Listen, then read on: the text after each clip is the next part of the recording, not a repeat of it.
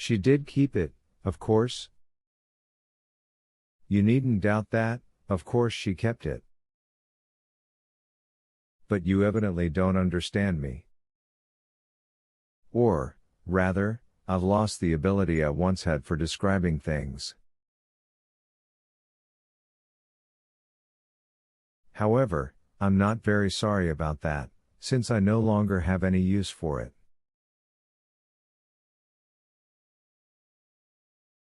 Before her, the guest reverently looked out at the darkness of the night. There would lie a letter from a madhouse.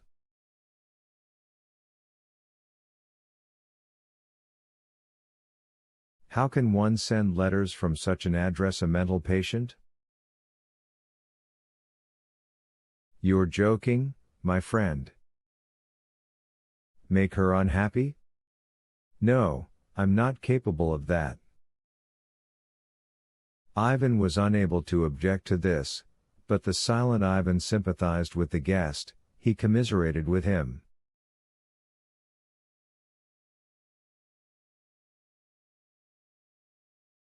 And the other, from the pain of his memories, nodded his head in the black cap and spoke thus.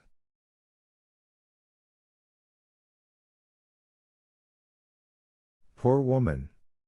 However, I have hopes that she has forgotten me. But you may recover, Ivan said timidly. I am incurable, the guest replied calmly. When Stravinsky says he will bring me back to life, I don't believe him.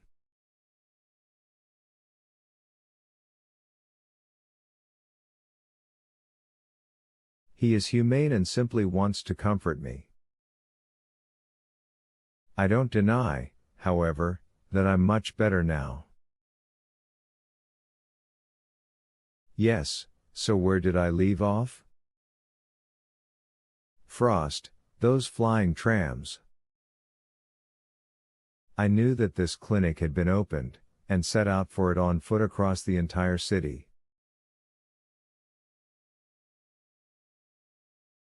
Madness. Outside the city I probably would have frozen to death, but chance saved me. A truck had broken down. I came up to the driver. It was some 3 miles beyond the city limits, and to my surprise he took pity on me.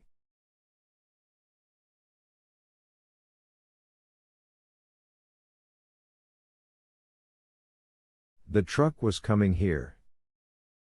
And he took me along. I got away with having my left toes frostbitten. But they cured that. And now this is the 4th month that I've been here. And, you know, I find it not at all bad here.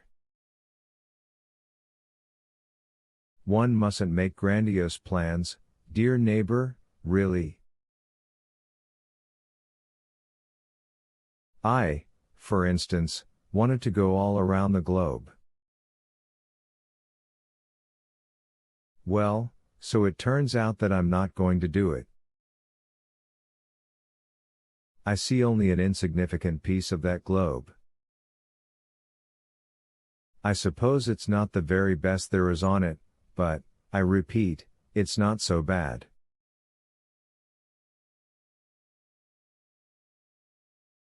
Summer is coming, the ivy will twine up onto the balcony. So Praskovia Fyodorovna promises.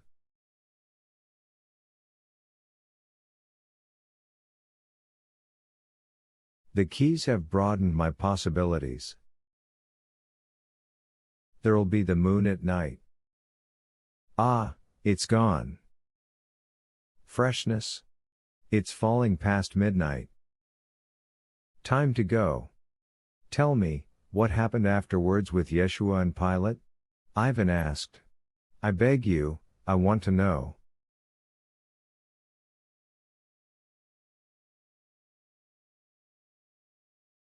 Ah, no, no, the guest replied with a painful twitch. I cannot recall my novel without trembling.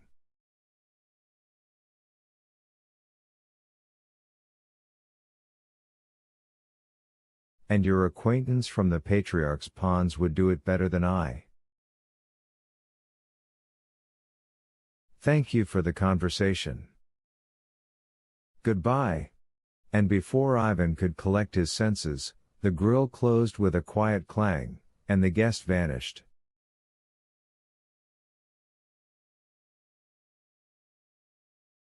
Chapter 14. Glory to the Cock. His nerves gave out, as they say, and Rimsky fled to his office before they finished drawing up the report.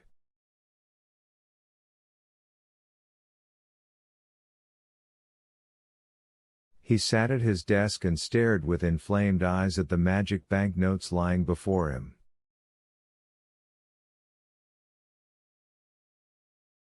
The fine director's wits were addled. A steady hum came from outside.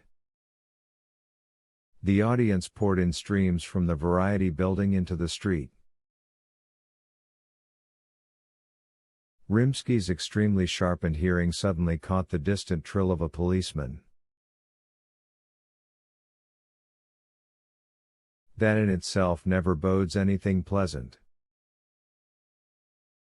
But when it was repeated and, to assist it, another joined in, more authoritative and prolonged, and to them was added a clearly audible guffawing and even some hooting, the fine director understood at once that something else scandalous and vile had happened in the street.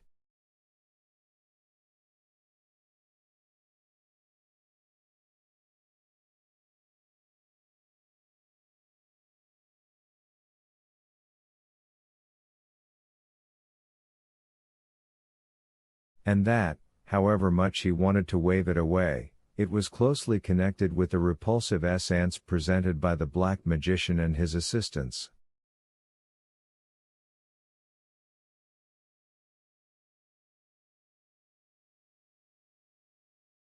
The keen-eared fine director was not mistaken in the least. As soon as he cast a glance out the window onto Sadovaya, his face twisted, and he did not whisper but hissed.